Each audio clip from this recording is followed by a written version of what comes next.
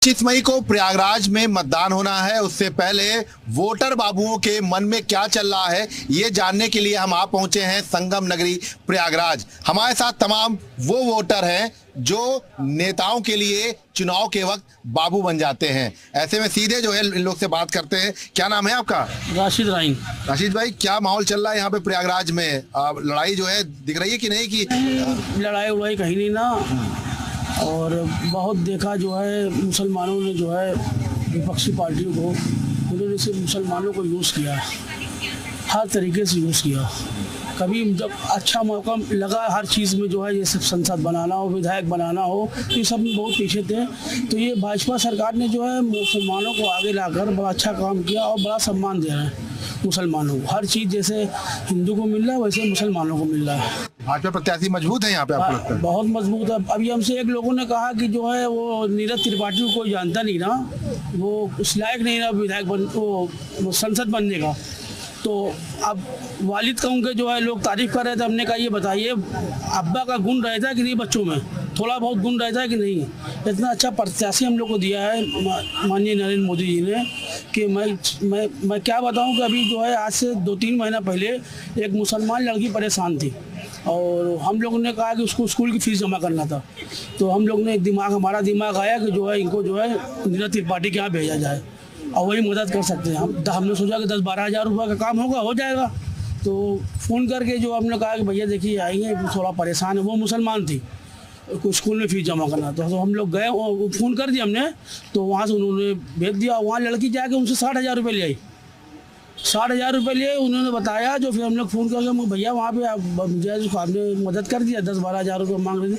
कहीं यार वो 60,000 रुपये मांग रहे थे, हमने उसको दे दिया। अरे हमने कहा एक बार पूछते तो आप, तो उन्होंने दे दिया।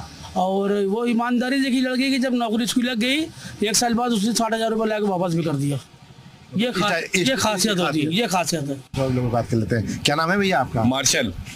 और शानदार आपकी दाढ़ी है, मूछ जरा एक बार ताव दे दीजिए, क्योंकि वोटर बाबू हैं आप नेताओं जी के लिए। हाँ, तो ये ताव जो है 25 को भी रहना चाहिए, वोट जरूर डालने जाना चाहिए। बिल्कुल बिल्कुल, वोट सबको डालना चाहिए। जितने भी लोग हैं हम गुजारिश कर रहे हैं कि सब वोट डालें, चाहे भले किसी नेता किसी भी पार्टी को भी डालिए, वोट डालिए। देखिए अभी जो इस समय का समीकरण है उज्जवल रमन सिंह और जो है नीरज भैया के बीच में, तो दोनों में बराबर की टक्कर चल रही है।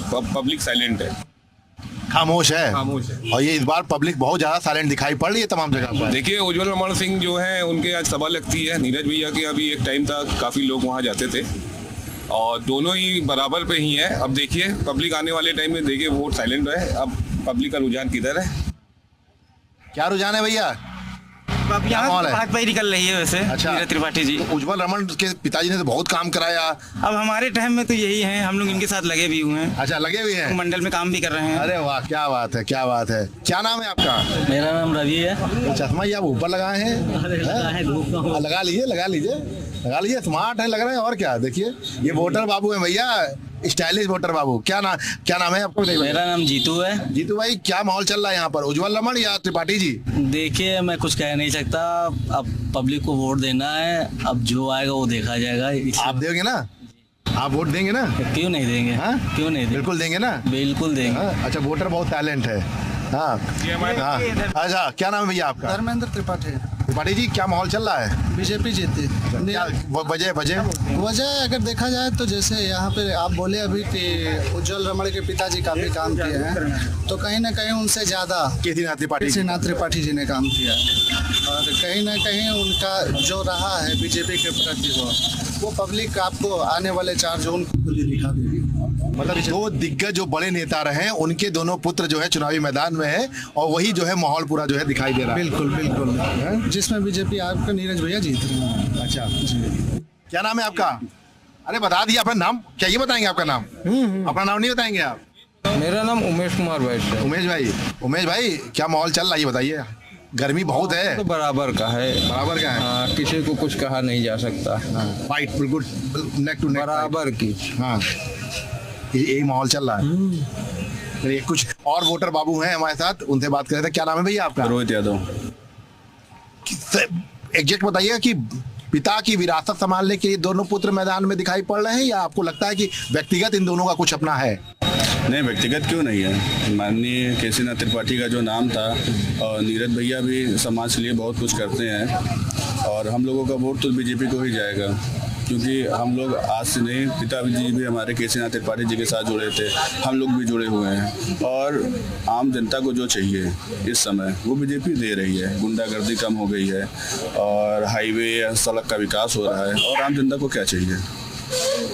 मतलब जो है वोट जो है वो बीजेपी को जाएगा। बीजेपी को जाएगा, बिल्कुल। लेकिन कुछ लोग कह रहे हैं कि कांग्रेस की तरफ जो है बता रहे हैं। हर आदमी की अपनी एक सोच होती है, वो हमारी सोच है, और हर आदमी की अपनी एक सोच होती है, वो उनकी सोच है।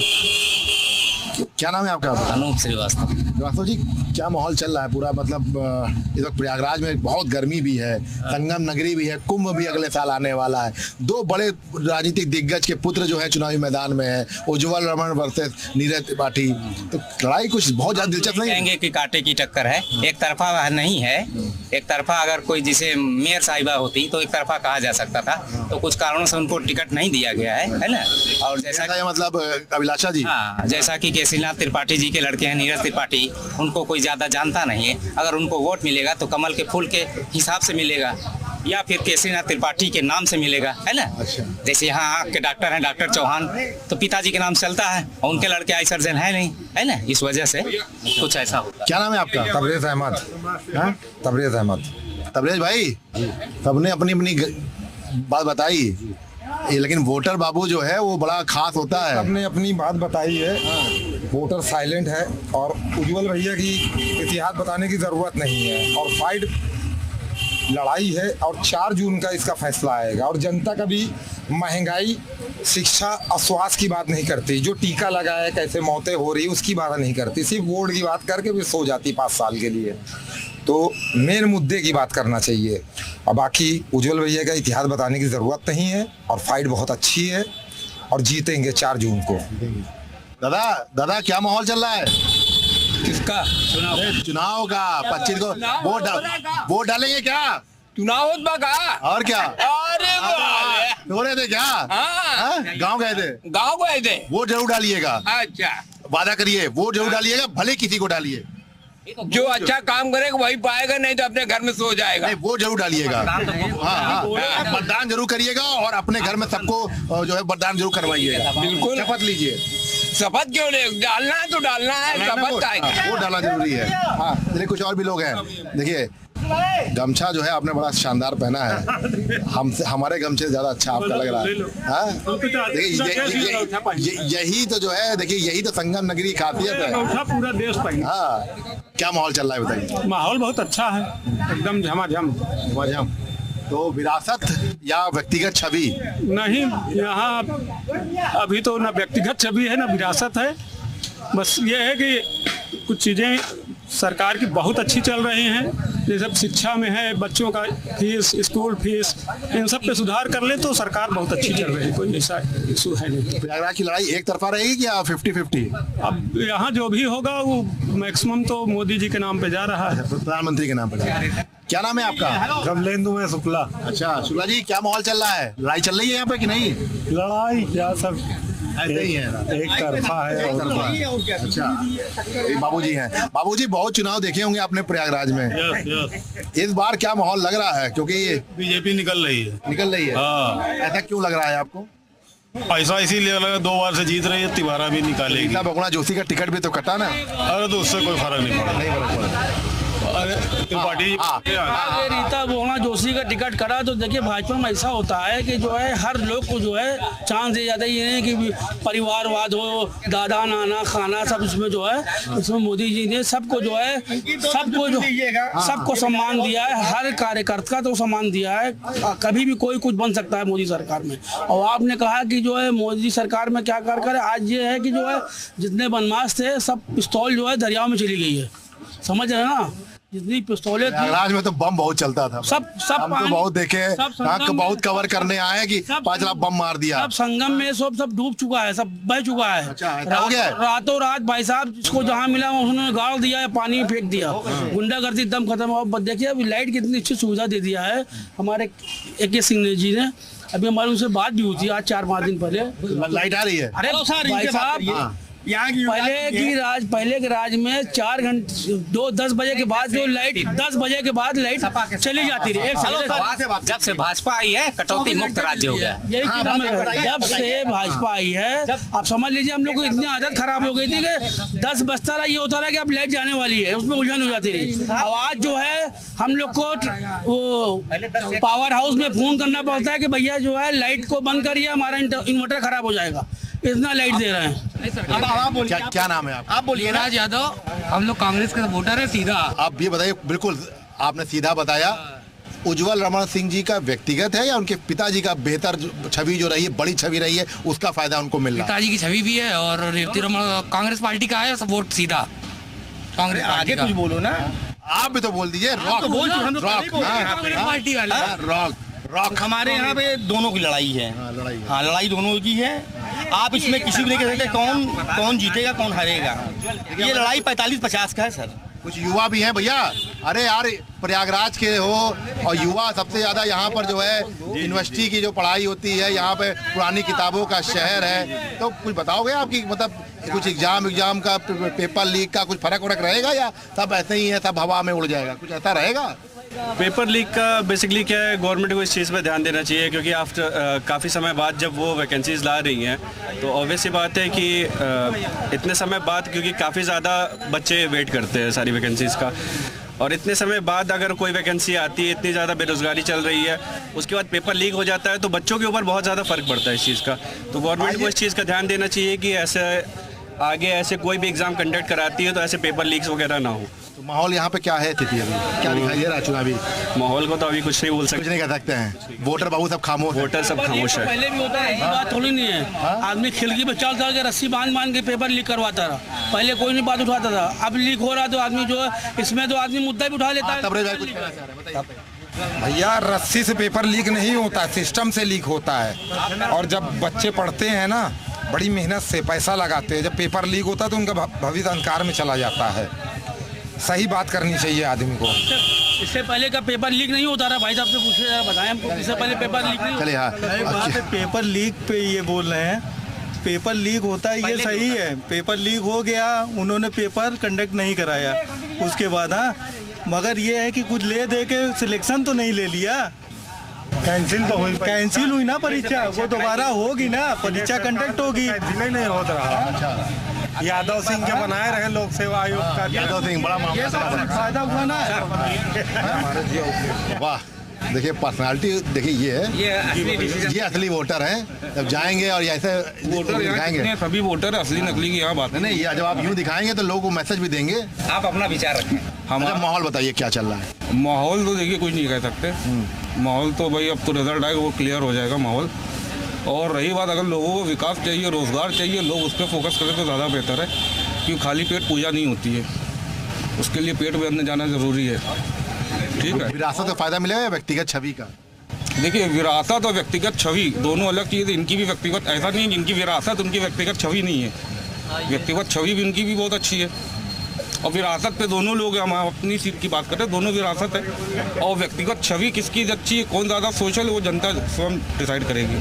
तो कुछ युवा भी हैं। हाँ, अरे बता दो भैया, बहुत गर्म है। अरे चोट लग गई, कैसे लग गई चोट? कुछ नहीं सर, एक्सीडेंट हो गया। नहीं, प्रयागराज में डर लगता है ना कि यहाँ तो बात बम मार देते थे। नहीं, इतना खतरनाक है नहीं जितना लोगों ने बना के रखा है। आप लोगों की सोच है। नहीं, अब बदली है, सोच बदली है? नहीं, हमेशा से अच्छी रही है। ये एक लोगों के सामने एक पिक्चर पोर्ट्रे कर दी गई है कि यार ये खतरनाक जगह है, यहाँ के लोग बात पे लड़ाई करते हैं, ऐसा, लेकिन रियलिटी में कुछ है नहीं। अच्छा, आप बताओ, आप तो युवा हो, मुद्दा बताओ कि यहाँ पर वाकई में उज्जवल रमन और नीरज त्रिपाठी के लड़ने से कुछ एक अलग चेंजेस दिखाई दे रहा है, या लग रहा है कि हाँ ठीक है, नेताजी के पुत्र हैं, दोनों बड़े बड़े नेता रहे, चाहे रेवती रमन हो चाहे केसी त्रिपाठी हो? हाँ, देखिए, विरासत में जो चीज़ मिली है वो उसका तो प्रभाव पड़ना ही पड़ना है। भाई उनके पिता जो है सम्मानीय नेता रह चुके, कई सालों से भाई सांसद मंत्री रह चुके, जो खुद जो है मंत्री विधायक रह चुके, तो उनको पूरा जो है इसका जो है फ़ायदा मिलेगा। आप बताओ। जी, 110% है कि आप जिस आप लीनियज से आते हैं तो वो आपका कहीं ना कहीं इफेक्ट करता है। और नीरज त्रिपाठी जो है वो कहीं ना कहीं, क्योंकि एक पास्ट उनका है बैकग्राउंड कि हाँ पॉलिटिकल बैकग्राउंड रहा है, उनके पास्ट में भी जो भी उन्होंने डेवलपमेंट्स बैकग्राउंड में भी किए हैं वो कहीं ना कहीं फ्यूचर में दिखाई देना है, ये तो लगता है फ़ायदा मिलेगा जी। कुछ और भी लोग हैं, उनसे बात कर लेते हैं। जो तमाम जो यहाँ पर लोग हैं, वोटर्स हैं। भैया पढ़ाई वढ़ाई कर रहे हैं आप, लग रहा है कुछ काम हम कर रहे हैं ना, डिस्टर्ब कर दिया आपको? नहीं, क्या माहौल दिखाई दे रहा है पूरा माहौल बताइए। माहौल कुछ नहीं है, स्टूडेंटों का मतलब दिक्कत समझे मोदी जी। चलिए हम बताते कैसे मतलब रहते हैं बच्चे इलाहाबाद में, 10 बाई 10 के रूम में रहते हैं और मतलब इसके बाद दूर दूर जाके पेपर देना पड़ता है। हाँ, ट्रेन से जाओ, न सोने की व्यवस्था रहती वहाँ पे, अपने पैसे लगा के जाते हैं और प्लस पैसे लगा के आते हैं, वहाँ खाना 400 रुपये फॉर्म देते हैं। मतलब मान लीजिए एक पेपर के पीछे 5,000 रुपये आपका खर्चा होता है और पेपर लीक हो जाता है तो 5,000 रुपये। सरकार को उससे कुछ नहीं फ़र्क पड़ता है, लेकिन बच्चों के बारे में उनको सोचना चाहिए कि जब 50 लाख फॉर्म मतलब भरे गए थे, आपको भी पता है कैसे ठूस के बच्चे गए हैं, तो मतलब एक उनको देखना चाहिए कि स्पेशल ट्रेन चलाएं, उनके लिए फ्री में वो पेपर दिलाएं, रुकने कहीं व्यवस्था कराना चाहिए। सरकार को उससे कुछ फ़र्क नहीं पड़ता है, बस उनको पैसे चाहिए, लेकिन उनको स्टूडेंटों के बारे में सोचना चाहिए। और प्लस ये सोचना चाहिए कि जैसे अब कोई विधायक सांसद बन जाता है तो उनकी एक सेफ़ लाइफ हो जाती है। उनको कॉलेजों में ऐसा करना चाहिए कि जैसे कोई कॉलेजों में बच्चा पढ़ाई इतनी लगन से करे कि मतलब उस पढ़ने के बाद कम से कम उसको वहाँ से एक जॉब मिल जानी चाहिए।